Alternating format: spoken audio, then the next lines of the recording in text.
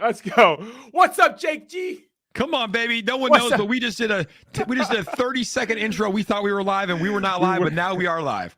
What's up, baby? Do me a favor, clickety-clack that like button. Push us up in the old algorithm. Let's get it today, buddy. Push us up. I don't think we should start the show until we have 45 likes. Like the stream. I'm going to go like it too, though. I don't want to be that guy that tells people to do something. What you're saying about the government, not for them, not for me? Rules for thee, not for me. Shout out to Nancy Pelosi. Yeah, so I'm going to go like the stream too, because I'm not like Nancy. Yeah, so let's go like it. And so the chat, we got Javi in here, Cameron, we got Chris Vine, James, Sacco Hunt. What's up, baby? We got DJ, Gabe, Bud, Yeti, Sacco. We said that Dom with the best thumbnails in the business. Rodney, I'm drinking matcha. Can we do matcha in crypto, or is it coffee in crypto only? Matcha is fine. Absolutely. You have caffeine in there, right? Caffeine, yeah. Caffeine in crypto. Baby. Let's go, baby. Starbucks number one. Who gets more Starbucks? You are awesome, Austin. What do you think? I mean, I get it every day, once a day. So does he get it multiple? I mean, he also has a wife too. So is he buying her coffee? That's true. That's the question. Is it a monetary amount, or is it a visits, right? If it's on visits, I go 7 times a week. If it's on monetary, it's like he has a family, right? So I can't compete with that. Although when my friends do come in, I try to buy them Starbucks when I have friends in town. So it'll be interesting to see. We got to stack up the points. Let's get it, baby. Let's get it. Starbucks number one customer. And you know what? Like after going to that coffee shop this weekend, I know why Starbucks wins. Look say what you want about chains, okay? They got it down to a science, you know? I don't like to support it because it's corporate coffee. It's corporate America. It's like there's so many Starbucks. It's like I live in a small town here in Orange County. It's like support the local ones. But dude, when I leave the gym, I go on my phone, I put the order in, I show up, it's ready when I get there. It's like it's super convenient. I get points for showing up. It's like if the local coffee shops had applications that I could order ahead of time, I would use those every time, but they don't. And it's all about convenience here. If the local coffee shops had Splenda, I'd be happy. I can't believe in 2022. Come on, but we're healthy here, you know. It's a healthy, vegan, gluten-free. Yeah, here's 10 packs of sugar to make your coffee taste mildly good. Yeah. Well, we got a bunch of news today, man. There's a lot of things that happened over the weekend and Monday with cryptocurrency. Most of all, when it comes to regulation, now there's a few different parts of regulation. We have the whole battle between BitBoy Crypto and SBF, right? Yes. It's like the old guard versus the new guard. I watched a news article this morning that talked about some sort of Bloomberg report. Don't know how legit they are, but 60% of people in DeFi welcome regulation because their theory is that once there's some sort of regulation, more money will flow into DeFi. How do you feel about that? I'll say this. I've went back and forth. So there's probably clips of me saying I want regulation. There's probably clips of me saying I don't, but I'll say this right now. It's like I said that before I saw what the government in America did, right? It's like just look how they have handled COVID. Look how they have handled inflation. Look how they've handled all these different things in America. They've handled pretty much everything poorly, in my opinion, right? So crypto is the one thing that has been untouched and unregulated by government control. I understand that there's a lot of scammers out there. There's a lot of bad actors. There's a lot of hacks. There's a lot of shit that can go wrong in crypto, right? The Do Kwon fiasco. Yeah. Keep in mind that can also happen on the traditional side, right? With the Lehman Brothers and stuff like that. But I just look, I welcome a governing body of people that are appointed by crypto people. I don't want Joe Biden and Nancy Pelosi and the American government to get involved with crypto because guess what? None of them even know what crypto is. None of them even know how the internet works, right? So you expect them to know what crypto is? No, I don't want that, right? So I welcome some sort of safety and I welcome some sort of governing body, maybe appointed by BitBoy Crypto and CZ Binance, but I don't welcome the U.S. government or any government regulation coming in because we're seeing what's happening in China with their CBDC, right? It's literally a way to control people's finances, and if you step out of line, they're gonna cut off your money. So it's a slippery slope. Once you get the government involved just a little bit, we saw what happened. Once you just 2 week lockdown, Rodney, turned into 2 years. Crazy. Nuts. Yeah, that was absolutely insane. You know, I was actually taking a trip to Oregon when the whole lockdown was happening. Get this. I booked a flight. I was ready to go to Japan. And our layover was in China. Literally like the worst spots you can be in during the COVID whole, like when it started to lock down. So we ended up taking an audible and took a road trip to Oregon. And I remember driving up to Oregon, like seeing the signs, like saying like, you know, the death rate is this. And then we stopped at a Target on the way and people were like hoarding the toilet paper, like all kinds of crazy things were going on. Yeah. When you give the government control, I feel like it's just like you can't give them too much control. And look at the debt. Look how much money we're spending. I feel like we cannot give something like cryptocurrency. We cannot give the government complete control over it. But there's one thing I do want to point out because it's very interesting. Now with regulation and, you know, kind of some of the rules we have like for banking, because, you know, say, for example, when we went to Spain, I lost my credit card. Someone bought an iPhone. I didn't have to pay for it. So that's good. Now, the other day, there was a huge phishing scam where people thought they were getting contacted by FTX. I don't know about you, but I get all kinds of emails from Coinbase, Binance, all the exchanges I use saying like, hey, your account's been locked or something dumb. But people got duped on FTX. And what SBF did is that he reimbursed $6 million of people who lost money because they clicked the wrong link. Now, there's also a case where BNB, CZ, they're going after the hackers that hacked the whole bridge to it was a cross-chain bridge on the BNB chain. So it's like, well, with regulation, you get insurances like phishing protection and going after hackers who stole a bunch of money. It's like, where's the sweet spot? Because I don't want my money, I don't want my transactions being monitored, but knowing that my money could get recovered if I get duped is kind of nice too, Yeah, here you go. Ready? Yep. Don't click any links that are sent to you, and then get a hardware wallet. Like there's safeties and protections out there for people, right? Like I've been in crypto like full time on my computer every single day for the last 2.5 years, and I've never had any hacks or scams because I keep my crypto into a hardware wallet. I never click any links. Like I protect myself, right? So, but I get it. There are new people out there that would say, "Oh, Coinbase sent me a link." So there is a fine line. There needs to be some sort of safety, but at the end of the day, it's like, you can protect yourself. If you don't click the links and you keep your crypto in a hardware wallet, you can protect yourself. But not everybody's going to do so. So I do see where you're coming from. If everybody could protect themselves, perfectly, it would be one thing, but that won't happen. So I do see where you're coming from. It would be nice, but how do you get that safety without having the government involved is the question. Tough. It's tough. What amazes me is like, because when I see a scam, it's pretty hard to get me. I mean, I've been duped, but never enough where I've given money or given any sensitive information. Like for example, those fake Instagram accounts the other day, one called Marshall Rogan Inu hit me up and I thought it was the real one and it wasn't. So I told you about it, Yeah. But what amazes me is how successful a lot of these scammers are. You ever watch those scam call centers? These people like dupe a lot of old people. Like they get. What's the call? Oh yeah. I mean, it's like, yeah, dude. I mean, look, you probably have gotten messages from like fake Jake Hagan accounts. Dude, I've had people like one of my buddies. He's like one of my friends. He's like, yo, you DM me on Twitter, right? I'm like, 100%. No. Or no, he said, you DM me on TikTok, right? I'm like, no, I don't even use TikTok. He's like, dude, are you serious? I'm like, yeah. He's like, yeah, this account sent me this link. I signed up for their website. I connected my wallet. Like they have this whole built out website that he used, connected his email account, put his wallet in there. I'm like, yo, you need to get your money off there ASAP. Like, so yeah, they're scamming. They have all different ways to scam. So that's the thing. It's like, yeah, there's bad actors, but how do you stop them?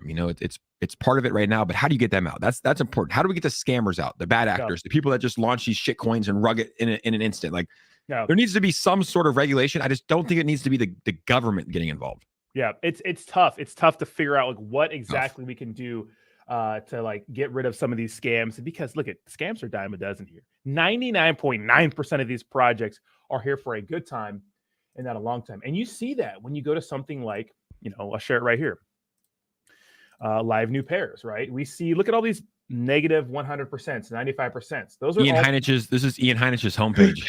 This is right. He lives on this.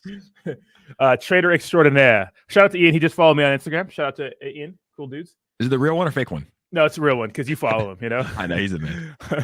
But look at all these minus 100%. Yeah. And it's like they're WETH pairs and they're getting launched on Uniswap. So it's like these platforms don't really care, because they're getting the trading fees. But then this is DeFi in its truest form, Well, how do you why is Dex Tools not responsible for this? Why is Uniswap not responsible for this? Right? Like, why is it DeFi? Why is it like these are companies? Like, why? I think companies and exchanges should also be held to a higher standard to protect their investors. Why does Bitmart? Sorry, they're not called Bitmart. Rugmart. Why does Rugmart launch every token that's known to man? Like they literally launch rug pulls all the time, and they're not held accountable for anything, right? It should be held like these exchanges and these companies should stop being so greedy. Right? So stop being so greedy and protect their investors, because when we see something on Dex Tools, we assume it's safe. When we see something on Uniswap, like, oh, it's on Uniswap, it could be safe. Like, no, they need to do their due diligence. They need to have a 1-day waiting period. When a token goes live, they should have an AI intelligence scan a contract. If it's a honeypot, it won't list on Dex Tools. If it's a honeypot, it won't list on Uniswap, right? Like they need to protect us. They shouldn't just all be on the investors. Like they need to stop being so greedy, because every time that something gets listed on Uniswap, every time that something gets listed on an exchange, every time that something gets listed on Dex Tools, they're making money. And that's all I really care about. Yeah, 100%. And you're totally right. And real quick, shout out to Cool and Chris, Cryptorita. She does marketing for KOA Combat. We have Awesome Austin in the house. And we have Eric, who pretty much built off your point. You don't need regulation. You need to regulate the intake process for new coins. Yes. Now, there was a lawsuit that came out, I think it was out of Texas a few months ago, that was targeting Uniswap for this exact same reason. They don't KYC or anything like that. Because you're right, they make the money off the trading fees. Now, some bigger exchanges like Binance and Coinbase, they really care about their reputation. So they're not an FTX, right? The big boys. They're not going to list everyone, anybody. They're not. They're because, it's expensive to get on those exchanges. First of all, Binance donates all their listing fees. It's $180K. They donate all that. But to who? They have a charity. So do they really? Yeah, nonprofit. Yeah, I love Binance, dude. I'm telling you, they're killing it, right? Yeah, they're the goats. But these other smaller exchanges, they thrive off hype. They thrive off, the trading volume. So they'll list anything for free sometimes if it's popular enough, but they want the money, Yeah, I get it though. It's like, dude, they're making a lot of money, right? It's like KuCoin was charging $300,000-$400,000 just to list a token, right? And they're making money, but it's like, yes, let's stop. Let's. Why are we skipping over the exchanges and the companies that are running the space? Like, why do we look straight to regulation in the government? Like, why don't they do a better job? Why don't these exchanges, Bitmart and Rugbank? That's what it was. It was Bitmart and Rugbank because LBank lists everybody in the world. Dude. They need to stop listing every token in the world, right? Like, they need a Hotbit as well. Like, stop listing all these shit coins to make a bag. Like, protect your investors, man. Like, it's on them. We need to turn our focus to the companies that run this space, like Uniswap, Dex Tools, CoinMarketCap, CoinGecko, LBank, Bitmart, all of these exchanges and companies. Turn the focus on them. How about you guys do a better job? How about you guys protect your investors instead of leaving on your investors who are getting hurt? Stop looking for the government to save you. We can save ourselves if we just do a better job and stop being so greedy within our internal space. Yeah, it's so tough. It's so tough now. Recently, I think it was within the last maybe 4 to 6 months, there was an issue with Uniswap where Binance needed to contact them. But this is before they did proper KYC. Nowadays, the last 2 years is commonplace to do like proper KYC. Well, Binance had zero contact information for the devs for Uniswap because it was before that was required. So going forward, are these old companies that listed on these big exchanges, because these guys really they really worry about their reputation, right? Are they going to require like real KYC from these developers that run these projects? Because Robinhood listed Uniswap too. So I can't imagine, or Unitoken, that there's not any proper KYC in some of these platforms. And if they are KYC'd, will there be any repercussions for people getting scammed pretty much on the daily? So Uniswap isn't KYC to Binance, like the developers of Uniswap? They weren't before. Now, I'm not sure about now, but there was an issue where Uniswap went down or something like that, where Binance had to contact Uniswap, but they couldn't because there was no contact information. Yeah, that's not how that should work. Like you should have to KYC to these major companies. You don't the Uniswap developer should not have to KYC to the public because that's a safety hazard, right? He runs a multi-billion-dollar company, but he should have to KYC to exchanges that he's on. That's 100%, because if something happens with Uniswap, that's a huge issue in the crypto space. It could cause a cataclysmic event like Luna going down, right? If Uniswap stops working, like that could cause a 30% drop in the market potentially. It's like they need to be KYC to the companies that need to reach out to them, not to the public. But yeah, things have changed in the crypto space. Things have evolved. It's okay. You can KYC to Binance. They're not going to dox you to the public, but they need to contact you. They need to reach you when issues go wrong. Like, yes, you should KYC to the public or to these companies, not the public. 100%, just in case there's an issue like that. First of all, Uniswap wasn't working for me all day yesterday. I don't know about you. Man, I didn't really trade. I was taking some time off from all these DGen plays.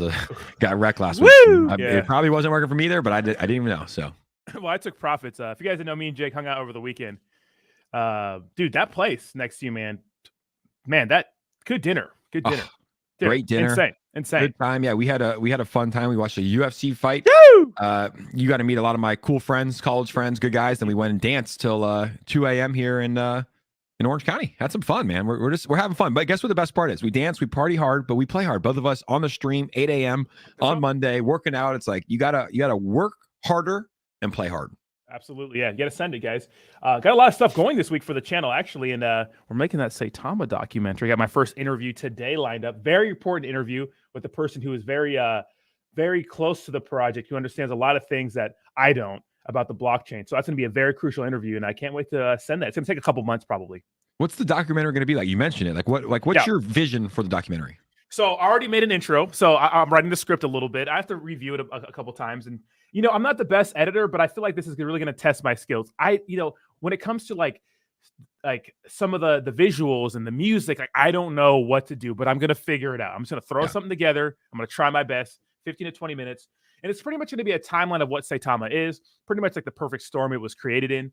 Kind of some of the things that were said, but, never delivered on. And then kind of all the influencers involved, even myself too. Like I'm going to open up with a montage of people saying Saitama, Saitama, Saitama, Saitama, and I'm going to end it with me saying Saitama because I was a big Saitama person too. You know what I mean? Yeah. And just go through the whole timeline and then some of the stuff we found out along the way, some of the things that were exposed. I think it'll be very good for the people watching it and very kind of like nostalgic, in a way. It was a crazy ride. Like I remember I found this thing really from like the beginning. I think it was like around $100,000 market cap, which is like a shitcoin, a micro cap. Yeah. And to see it go from 100,000 and the community formed to 7.5 billion. I think that's what it was. It was like 6 or 7 billion. I don't know exactly. 7 billion. 7 billion. Like was insane. Insane. And it went so quick. And it's almost not surprising that it went so quick down, But I never thought that Saitama would even get anywhere near where it's at. Like I never thought he would even get anywhere near 10 times, 20 times this. But it's just like there was just so many events at the end that kind of that the consumers and the customers and the investors just lost confidence in, right? Like there were so many missed deadlines, there were so many excuses that came out, there was just so many different things that happened that people just lost confidence. I think if they could have nipped it in the butt a little bit. Yeah. And delivered just a little bit. It's like I don't think that it would be anywhere down near where it's at today, but man, it's wild. I think $1 billion market cap would have been possible even after the big dump because of the community they had, and really the only reason why I feel like they lost all that momentum was it was like self-sabotage. I think everything else, like there's a lot of things they could have controlled and they didn't. I don't know, poor planning. It was one of those things where, man, the people who got in early, I know so many people who made life-changing money from Saitama. Like life-changing money from Saitama. Like you give away, how much did you give away on your show? How much was that worth at the all-time high? A lot. I don't know. Millions, right? Yeah, millions. That's insane. That changed a lot of people's lives, But a lot of people did buy it at the top and they were expecting something and they got wrecked. But I'm going to try to put that all into a little cinematic movie for you guys. It's going to be pretty cool. So it's going to be tested. Yeah, try to see it. Yeah, I see why people hire editors and stuff like that because it's a pain in the ass. But so speaking of the cryptocurrency market, let me share this right here. Looks like the market is kind of trading sideways. It's been trading sideways.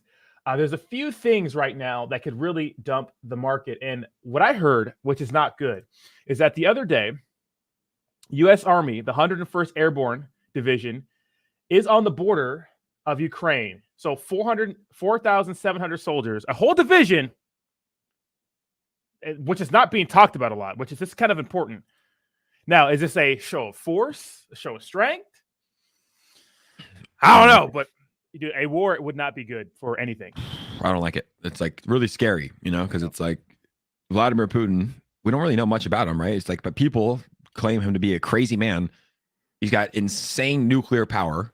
And he's fighting with Ukraine, and for some reason, and I don't know how people feel about this. I'm sure other people, but it's like the U.S. just always needs to get involved, right? Like the U.S. always wants to get involved in wars, and it's like this is so far away from home, but it's like we want to be the big brother and protect and serve. And not that I'm saying that they should just fight it out or let Ukraine get smashed, but it's like, man, it's just a scary time. Like war, like no one supports wars, except the powers that be, because usually wars are for money or power and. Yeah, they ain't sending their kids. They ain't sending their kids over there, are they? Dude. And it's pretty scary. But yes, that would be a huge thing that would crash the market. And I would hate to see the U.S. get involved in a world war like that with Russia, a huge power like that. It'd be a big like a powder keg, right? It would set a lot of things off. We're doing everything but putting troops on the ground, right? We're putting people. We're giving them weapons. We're training their soldiers. We're giving them like airplanes. We're giving money. We're doing money. So much money. Lots of money. Geez. And we're doing everything but putting troops in the ground. But, I think Russia's getting a little desperate. We'll see what happens, but it's a very interesting situation. And what we don't want, if you look at history, right, and you look at the things that led up to World War II and World War I, it feels like it's very similar, which, let's hope it doesn't happen, right? We hope not, man, because it's not good. But I mean, how do you prevent it? You know, it's like Russia is so much bigger than Ukraine, so many more troops. It's like the only way that I see this ending is like they take over Ukraine. Yeah, that's it. Or the part they want. Are they going to exit stage quietly if they continue losing this war? Because right now, maybe they're not losing it, but at the same time, they haven't really achieved their goal of taking over the country. You know, they think that's part of their country. They want it back, but hasn't happened yet. People thought they were going to go in there and absolutely, clean house, and that's not what happened, right? Yeah, exactly. We will see what happens, but yes, that war would be bad for the market. Also, it's like I just personally don't think the bottom is in right now because the U.S. is technically we are in a recession, but technically for our administrators and powers that be, like we're not in a recession. Like what happens when they announce that we're in a recession? Like I just feel like there's I don't want to be the grim reaper on here, but I just feel like there's worse times ahead in terms of crypto. Yeah, I feel like that we will see it go lower. I feel like the shakeout hasn't happened. I feel like we're still saying we're not in a recession. The economy. What did Biden say while he was eating his ice cream? He's like, our economy is the greatest it's ever been. Like, dude. No, it's not. Like it's not. And a recession is on the way. So I just feel like the bottom is not in yet. Do you think the bottom's in? No. I mean, if all things considered, like people are like knocking crypto. Like I see all these influencers. Like I love Spencer Cornelia. I love CoffeeZilla, but they take every chance to dunk on cryptocurrency. But like the entire state of affairs when it comes to our economy, inflation, and the market in general, it's not good. It's not just crypto. So it's kind of unfair to say, oh, crypto's this, crypto's that. Yeah, the hype's died down a lot. A lot of retail is gone, right? We have a bunch of hodlers in here right now. But it's not just cryptocurrency, it's everything else, right? But do I think the bottom is in? It's hard to say. If barring wars or any crazy information that comes out of any Fed meetings, any interest rate hikes, this is the bottom, I think. Bitcoin's been dirtling here for a while now. And the reason why it dumped to this level is because of Terra Luna Classic. We'll get into that right now. So I don't think the bottom is in. If it wasn't for external sources, if nothing else is going on, I'd be like, okay, the bottom's in. Time to accumulate. But there's a lot of shit going on. There's the war, like you mentioned, which is a huge thing. There's inflation that's going out of control. There's the debt. There's a lot of stuff going on. So yeah, we'll see. $31 trillion. Can I just get a It's a lot. Yeah. Osm said Russia doesn't want a NATO country on their borders, just like we did with Cuba. This doesn't mean a war should break out, but what do you do? Well, the United States wants power around the world. They want influence around the world. That's how you maintain a superpower. If you're looking from Russia's side, it's like the walls are closing in on you. You're being excluded from the world. Your population's at a negative, growth? Something like that. People don't want to go to war. They're doing conscription where they're like forcing people to go to war. It's like, Edward Snowden, they're going to put him on the battlefield maybe, Imagine. He probably would fight. Probably. First of all, shout out to Brittany Griner, dude. Her appeal to get her sentence dropped was denied today in Russia. It was denied. How do you feel about the Brittany Griner situation in Russia? It goes deep, right? Deep. I don't think that anyone should be in prison for cannabis. Cannabis is a harmless plant. She had one vape pen, right? Yeah. On the other hand, you shouldn't travel with illegal drugs in certain places. Like I'm pretty sure it's like Singapore or somewhere in Southeast Asia. Like if you have weed, it's like punishable by death, right? Would it be smart to travel to that place with weed? Probably not, right? Big brain. So obviously it's like, I feel terrible for her. Yeah. But obviously it's like, look, if you're going to Russia, like check out the rules too, right? Like you should be held accountable. Like it's illegal to go there. Hey, guess what? If it's illegal to travel to Thailand with a gun, are you going to bring a gun? No. Because you can't travel there with a gun, right? Yeah. So I do feel bad. I also think that the United States and the woke culture here is just ridiculous because everybody was standing up for Brittany Griner because she's super famous and she's a basketball player while there's millions of people that are serving life in prison and serving incredible times in jail for non-violent drug offenses, right? So it's almost backwards. It's like, oh, we should let Brittany Griner out because she's famous and she's in Russia, but let's not let the millions of people here who have families and kids and husbands and wives that are in jail for non-violent drug offenses. So personally, I don't think anyone should be in jail for drugs unless you're selling millions of dollars of drugs, right? Like small recreation use. I don't think you should go to prison for that. But at the same time, like I do believe that you should be responsible for every choice you make in your life, and traveling to Russia with cannabis when it is illegal, and whether you know it or not, when it is illegal, like, you shouldn't do that. Yeah. Shouldn't do that. It is pretty, like Legal Alien said, it's pretty smooth brain to go to a country where they're like, no, that's not allowed here, and still do those sorts of things. And what I think it really shows to people is that I'm not saying she's overprivileged. I'm not saying, because there's a lot of things about her saying like, oh yeah, you don't like America, you think it's an oppressive country, yada yada. People have to understand and put things in perspective. Like, you visit other countries, it's different, right? The privilege we have here, you got to take it. You can't take it for granted. We have it so good here. I can sit here and talk crap about Joe Biden on the internet and be okay, for the most part. Do that in some other country where that's not okay. Come snatch you up from your house, right? So we're so privileged in Western cultures. I think we forget that other countries don't play that. We have it so good, bro, and that's why I love this country. I think it's the greatest country in the world. Yes, we have our flaws, but that's why it pisses me off when these rich girls that live in a $3,000 apartment in San Francisco off daddy's money are just the wokest in the world, and just going with whatever the narrative is they have to go with, and it's like America's bad and Trump is so bad and all these different things, and it's like, you don't understand how good you have it. Like, let's go put you in Russia for a little bit, right? Let's go put you in a bad part of Southeast Asia, or let's go put you in North Korea, right? It's like Middle East. Middle East. Like, let's see how long you last over there, right? People don't understand how good we have it, and I feel like the news really does a good job of separating us as American citizens and putting us against each other, whether it's red or blue. You're on this side or you're on that side. When I promise you, majority of us are somewhere in the middle. I'm very in the middle. I have a lot of liberal views and I have a lot of conservative views, and I'm right in the middle, and I see both sides, but the media won't let you do that. They won't let you be in the middle, right? They need you on this side or this side, and it's the extremist.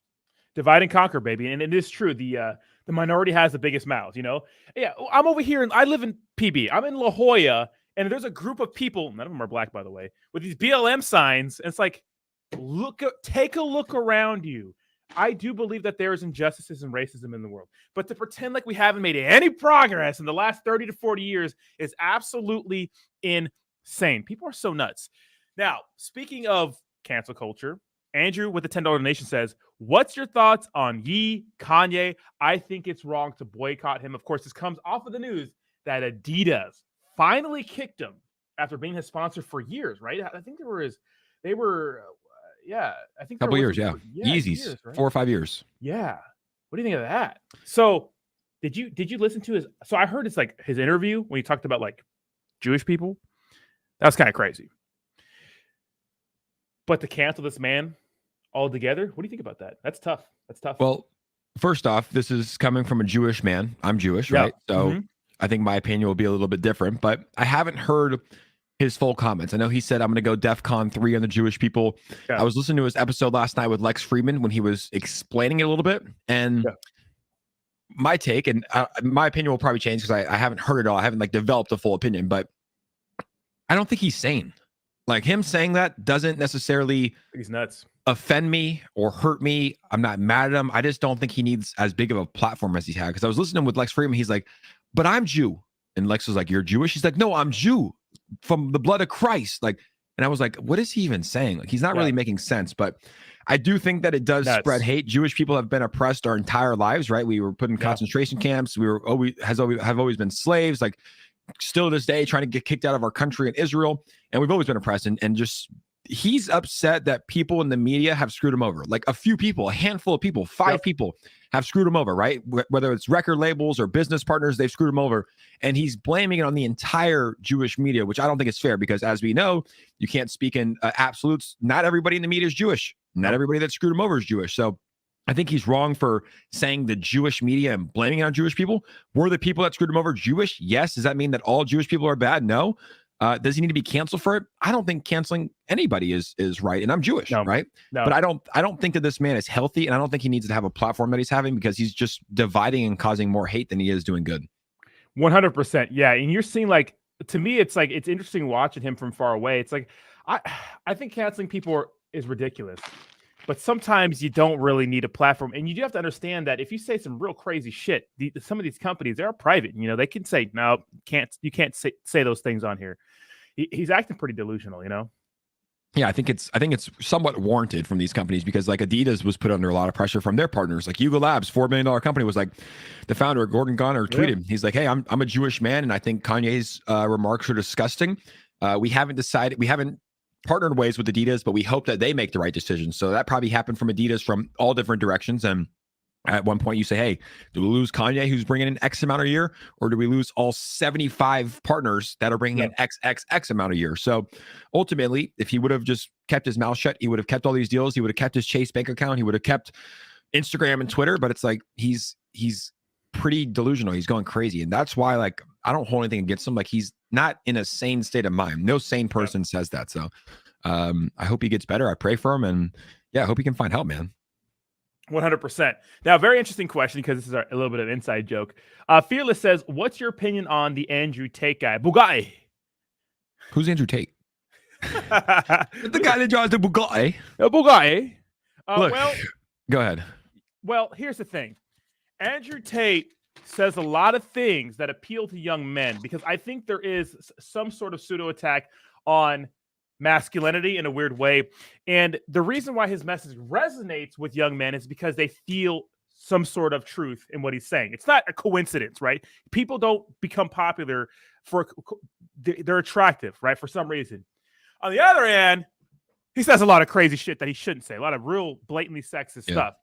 I'm not going to sit here and try to cancel people for being a misogynist and whatnot. But when you say blatant things that are not taken out of context, it's like what you said. I think it loses the positive side of your message when you say some crazy shit. He says a lot of real shit and he says a lot of crazy shit. And I just defended Jewish people because I'm Jewish. And I wonder if my opinion would change on Andrew Tate if I was a woman. If I was a woman and he was saying those things about me, right? Or if I had a daughter and he's saying that 19-year-olds are more attractive than 25-year-olds because 25-year-olds get too much dick. That's what he says. And it's like, would it, like, I'm a single man here and I'm a man. Would it change if I was a guy with 4 daughters? Would I like him? Probably not, right? So I don't want to just defend the Jewish people because Kanye West made remarks about my people and because I'm a man, not defend the women. So I think he says a lot of things that are wrong. But like I said, he says a lot of things that are correct. And you and I have this conversation all the time. Like, America needs more men, more manly men, because right now there's so many soft men in this world that are going through life just looking for excuses and being lazy and not doing their best and just kind of floating through life, right? Like, just very soft men. And I feel like we've gotten away from the manly men in this world, and we need more manly men. I think he was trying to do that. And you're right. He had such a big audience. Like, you don't develop that big of an audience unless your message is hitting home. You don't get 30 million followers unless 30 million people are like, oh shit, this guy's speaking somewhere of the truth. So yes, a lot of his stuff was true in terms of we need more men. You need to work hard. You need to strive for greatness. You need to, stop making excuses. You need to, like, he has a lot of truth, but the misogynistic stuff is like something I can't necessarily get behind because it was just, I think his thinking was a way of the past in terms of like, like he can have 8 girlfriends, but his girlfriend can only have him. And, you know, because the kings back in the generation did it. And it's like, I think some of his thinking was flawed, but yes, at the same time, like some of it is true. Some of it is true. Yeah, 100%. I think that when it comes to, the message for men, it's not about being like some machismo alpha male, like beating up people, right? It's just about going after what you want, having a spine, not letting people walk all over you, and chasing excellence. You don't have to be some machismo guy. You don't have to be some like super guy who just like puts down women all the time. I think that's absolutely ridiculous.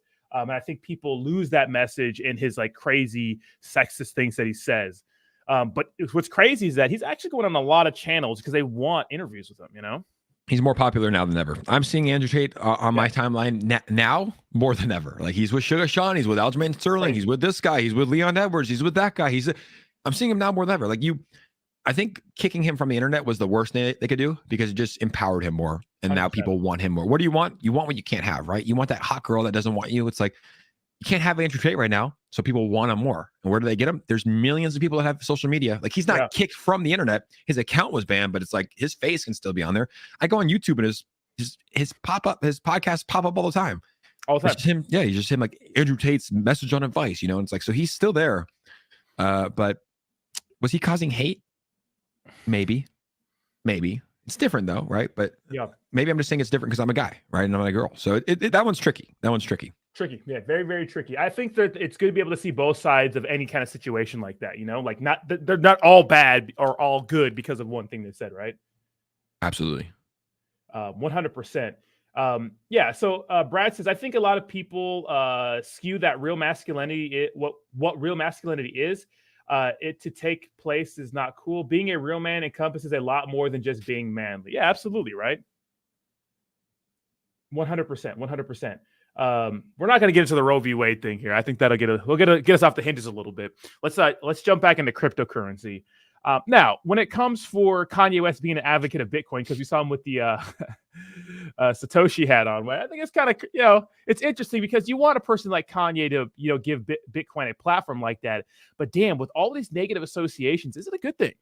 Exactly. That's what I was just thinking. Like a week ago, before he was making like crazy comments and getting kicked off, it's like it was a good thing because he has such a big platform. Now it's like, is Bitcoin tied to a crazy man, right? Like, is that what the media is going to spin? Like, Kanye West, crazy anti-Semitic guy, hates Jews, now likes Bitcoin. Is Bitcoin anti-Semitic? It's like, how the media can spin shit. So, I still think it's good at this point, right? Like, I think it's fine because it's the exposure. But if he keeps going off the hinges, is it good? I don't know. Yeah. Only time will tell. He's still a powerful influence. He's still he'll always be a powerful influence unless they like silence him completely. But he still has parlor. So I don't know how to feel about the guy right now, honestly. Yeah. The crazy thing is that what's crazy about like his canceling is that like for people that are conspiracy theorists, it proves their point, right? Yeah, right. In what way? Because they think like, oh no, they are out to get him. They are canceling him. Like, we are vindicated. They're like like in his head, in their heads, they prove their point. Like, which is like, we know that's kind of crazy. We know why people are getting to platform is because when you say some absolute crazy nut shit, you're going to. But then people who don't think that way, they're like, oh no, it's happening. It's like Alex Jones. That one's crazy. One's crazy. Like what, dude? $1 billion? A lot of money. But then I put myself in the shoes of the victims who like, imagine like your kid getting murked at school, right? And then you have this guy fucking saying it's a fake thing. It's like, come on. I haven't watched one of his episodes. I have no idea what he said. He's, it's like he has 100 predictions. He says two things he gets right. And then everybody's like, oh, he's right about everything. It's like, no, fucking crazy. So he said Sandy Hook was fake? Yeah, it was like a false flag or some shit. Damn. Yeah. But you shouldn't say that. But what about freedom of speech? Like, should people have the freedom of speech to say things are real or fake? It's tough, right? It's tough. There's a fine line because we know we can't incite violence. People sue all the time. Went to jail and stuff. Excuse me. He went to he got sued for it. I don't know. I don't know. Is it because his platform is so big? It's like it's like if I'm sure other people that had smaller platforms said similar shit. Oh yeah, dude. But they didn't pay $1 billion. Well, if you got money, people come after you. Does he have $1 billion? Fuck no. No, dude. Way. No way. So how is he going to pay that? He's not. So what does he do? He's going to bankrupt them. I mean, there was some sort of accusation that apparently during the trial, like he was underreporting how much assets he really had, and then he was washing things, like getting rid of all his assets, something like that. He was making it like confusing on what exactly he owns and what he doesn't own, and those sorts of things. Just buy Bitcoin.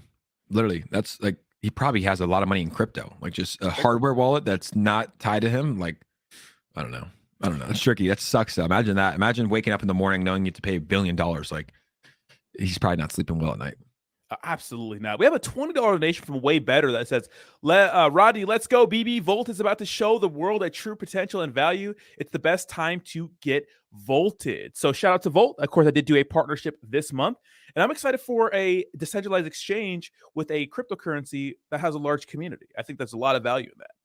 Massive community, a lot of marketing funds. Dude, insane exposure. It's like it's one of these tokens in the like, and I say this like honestly, it's like one of these tokens in the bear market that is built incredibly well.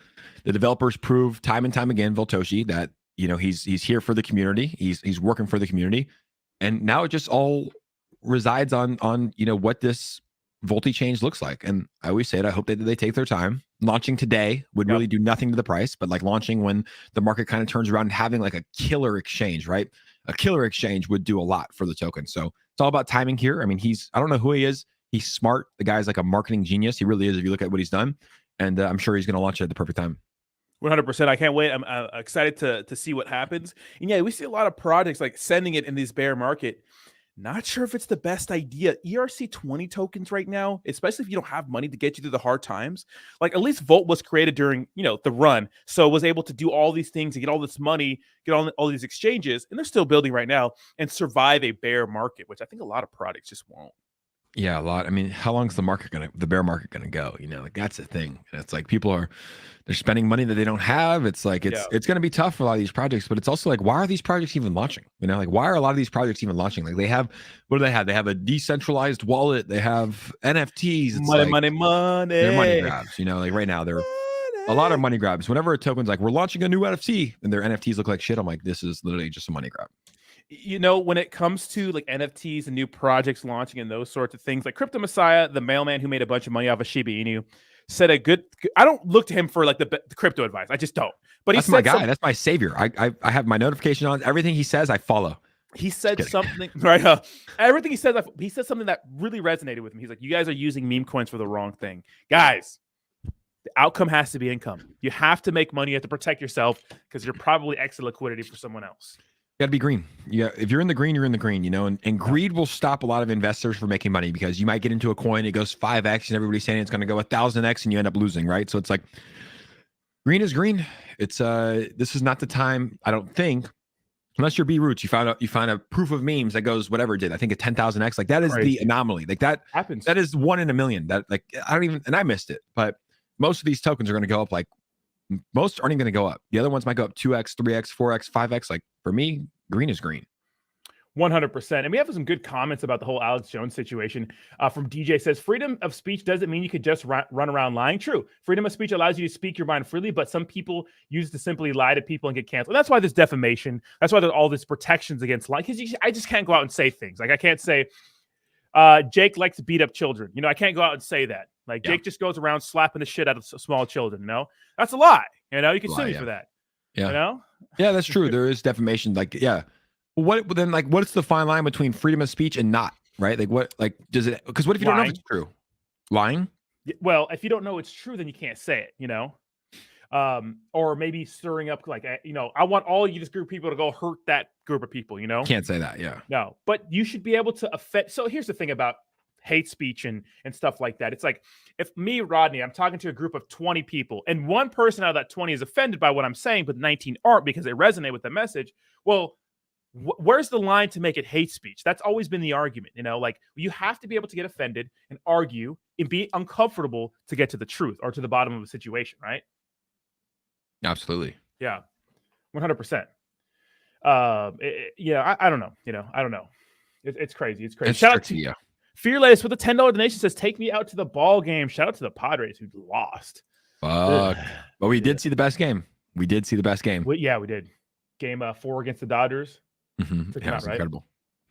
Now, Jake, what are you looking for in a market like this? I know you told me what your plan was, but tell the community, what are you doing in a market like this? How are you dollar cost averaging? Are you buying more? Are you holding off? What are you looking for right now? Yeah, so I'm pretty much like this whole bear market, even when Bitcoin was at like 32,000 and the crypto market was going down, I thought it was all at discounts. So I've pretty much hit my goals on my Bitcoin, my Ethereum, my Cardano, my Solana, my Polkadot, my XRP.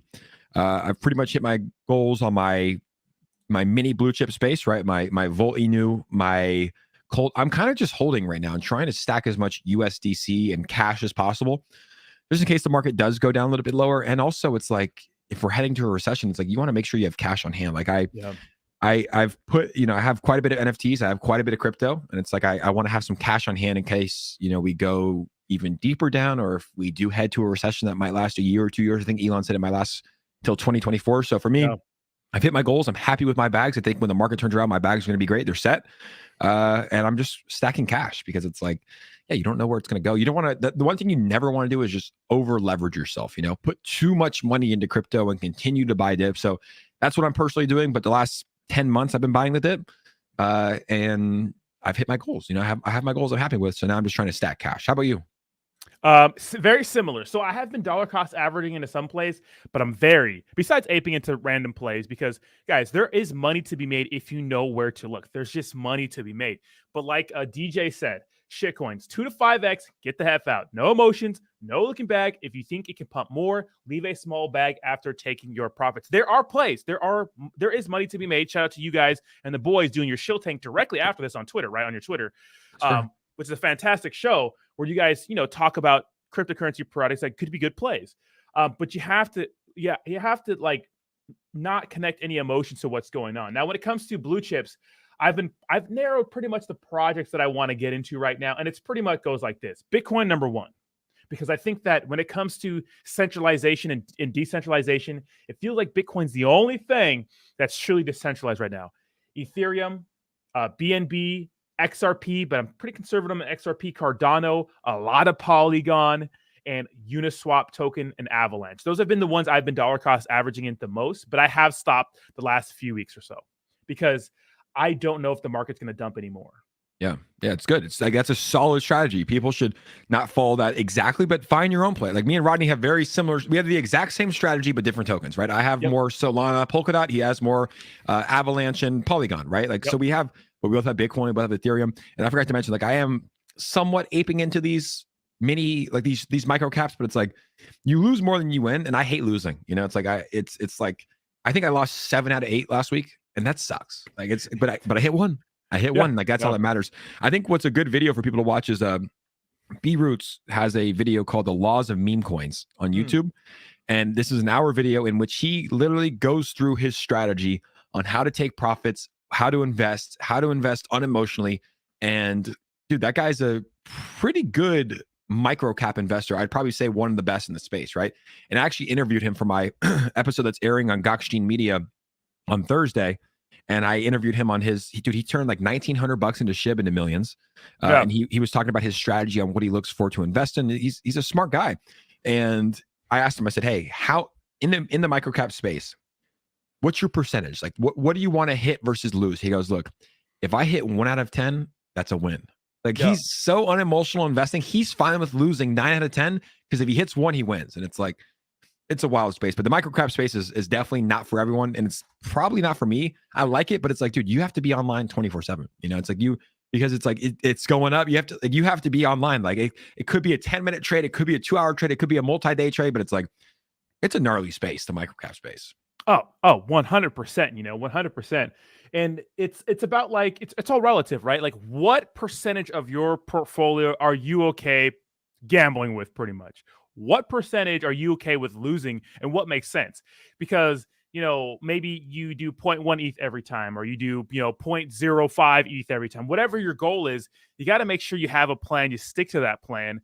And when you're up, because a lot of people really, they bet the house with money they need. And especially right now, when we are in danger of some sort of recession or depression, now's not the time to be betting rent money, right?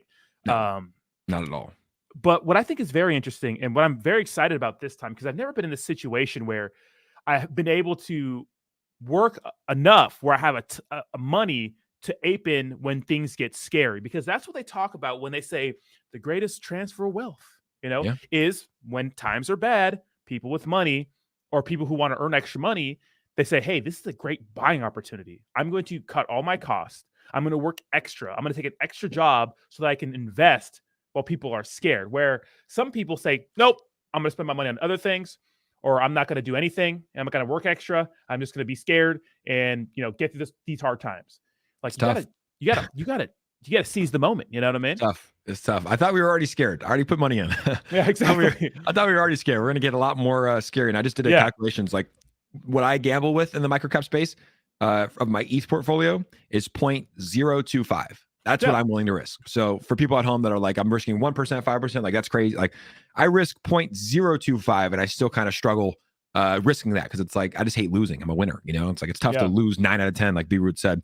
But yeah, everybody says it. Every single successful person, Warren Buffett, Patrick Bet-David, all of these, Nancy Pelosi's husband, shout out to him.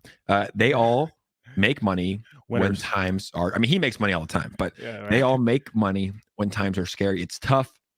You don't want to do it. It's how you make money when there's blood in the streets. But the question is like, how do you, like, no one knows when the top is and no one knows when the bottom is. Like, how do we know when is there enough blood in the streets? Yeah, that's the question. Like this thing could take off any second, right? Like when do we know? That's why dollar cost averaging is your smartest move. Yeah, exactly. Well, the thing is, like, if you believe in Bitcoin and cryptocurrency, $19,000 is smaller than its all-time high, right? You think eventually it's going to get better than $69,000, which is $19,000 is an absolute steal. But there's also a chance that Bitcoin could go down to $10,000. Yeah. Depends what your time frame is. If you're going long term, you're probably fine dollar cost averaging now. Agreed. Yep. Dirty Mino Pero says, man, this is a way better on PC. What did I miss? You didn't miss much, man. We're talking about the whole macroeconomic situation. What did Racket Club say? I want to know what B-Roots opened his mind about. That was the last comment that was up. First of all, shout out to Racket Club, a tennis instructor. I saw a picture with him and his mama bear yesterday, taking her out. Yeah, he's a tennis instructor, dude. What a job, right? Where does he coach? I would take lessons if he lived near us. I don't know. Racket Club, where do you coach, man? And I want to know what B-Roots opened your eyes the other day.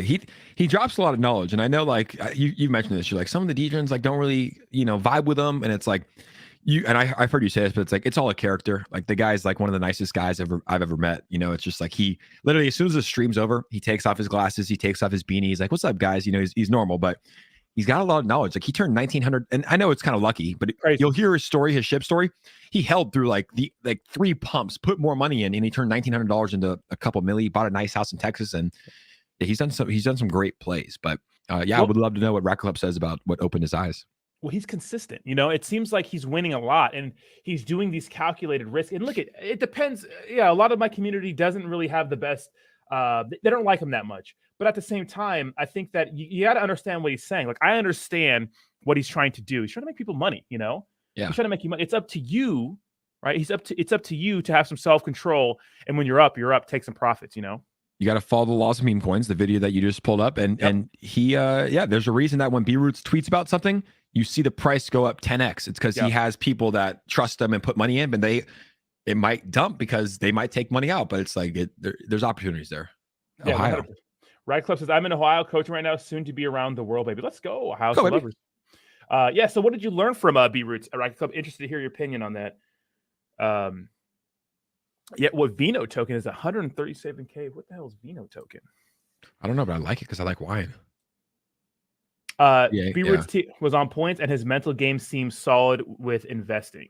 Yeah, he's been doing a lot of TA on the show, like kind of showing us like how to draw the Fibonacci sequences and like what the price needs to get to before it flies and what it shouldn't go. Like, he's like explaining what the bull flag and bear flags is. He's very technical, and it's like me and Ian we're newer to the technical analysis, right? Yeah. Like, I never really gave it a thought because I don't know, I didn't really think it mattered in the meme coin space, but it does. It's like a little playbook, and he's pretty smart with it. So yeah, we learn a lot on those streams when he shares that. Same with having Dom on. Dom's very macro and knows so much about the world and finances, and it's like you can learn so much every day. I know we talk about the meme coin space, but it's like you can really learn a lot to better educate yourself as an investor in the space.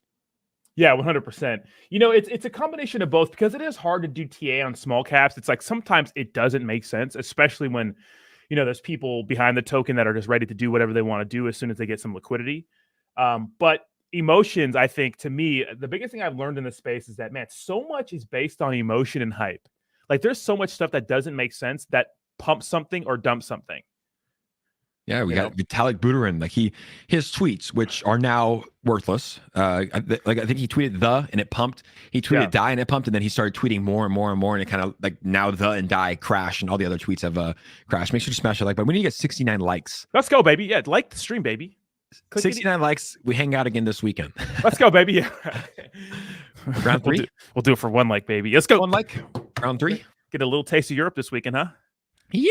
It's a crime. Party. Europe ruined it for me. Dude. Yeah. Ruined it for me forever. Especially Martinez brothers. That first night we went till 8 a.m. Oh my God. It was normal. And like now it's like 2 a.m. But I don't know. It's like, I also like it too. I like waking up at 10 a.m., and being fine. Like in Europe, you sleep till 5 or 6. Yeah. PM. Yeah. PM. I mean, we didn't go to bed till like what? 4, 5, 6 p.m. Yeah, we stayed up late. Yeah. Okay. We stayed up late. Yeah, Vitalik Buterin, man, when he's not showing off his huge can, he's out here tweeting stuff, and people are making meme coins off of what he says. It's crazy. I was on Live New Pairs like 3 nights before he tweeted X. Yeah. And I saw X pop up. I was like, what is X? And I could have aped in at like a 15K market cap, and it went to 2 million. But I just was like, I don't know. But so I think that they're behind it. I think he was like, I don't know.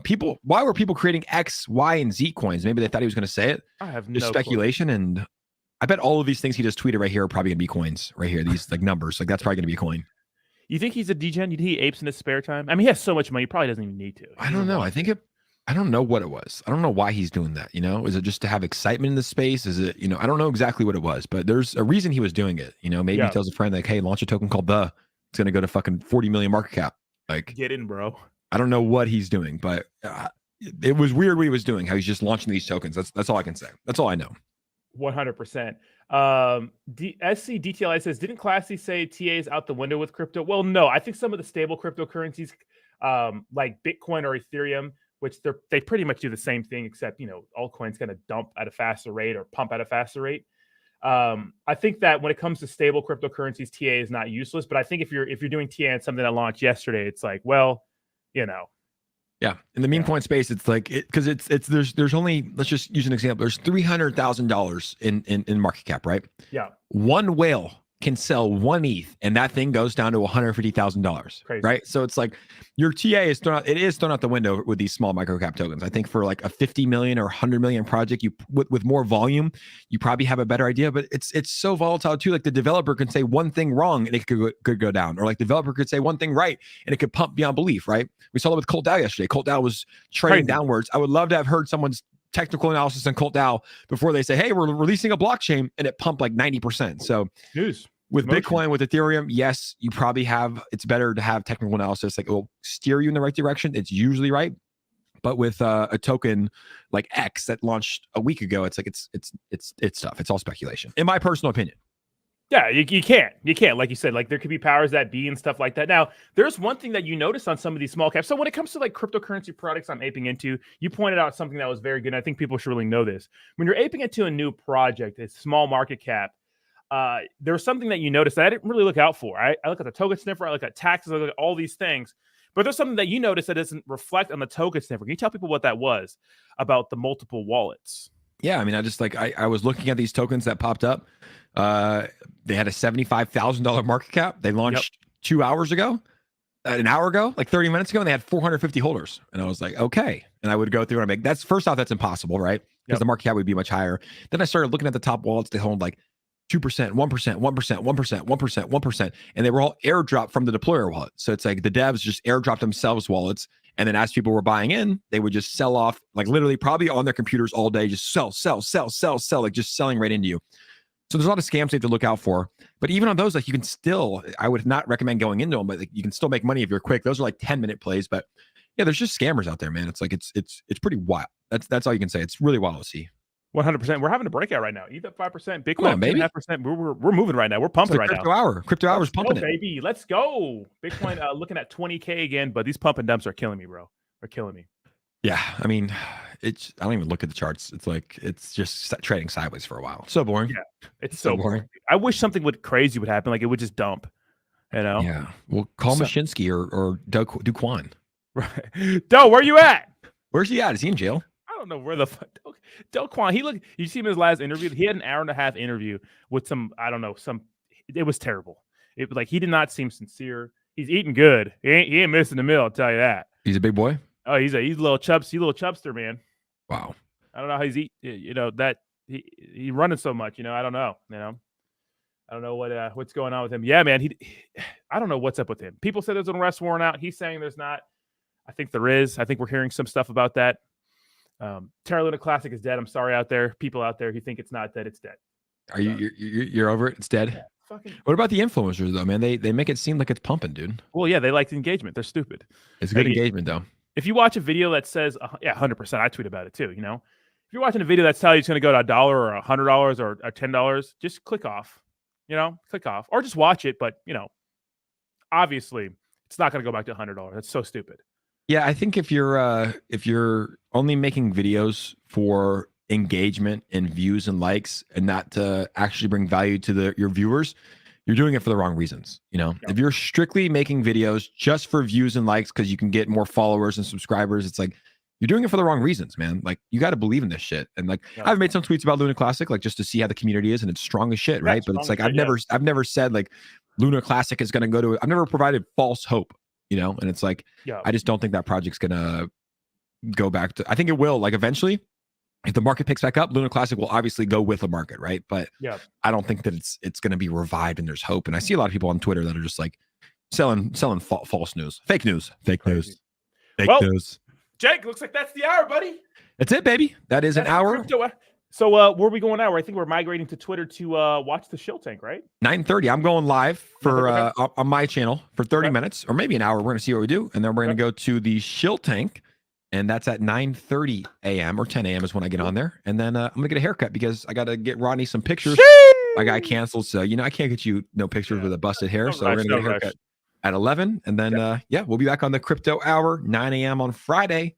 Just send it. We love Nick. Look at Nick. Nick, come on, Nick P with the $10 donation. Last comment says, good morning, Rodney and Jake. Just joined the live stream. Are there any low cap tokens you have your eye on right now? But I think you're going to have to turn into the Shill Tank to find that out, right? Shill Tank and find out, or my channel in about 1 minute. I'll be over there and we'll talk about some micro cap tokens. Sounds good, Jake. Have a good one, bro. Great stream. Thanks so much, Degens. We'll see you next time. Guys. Peace.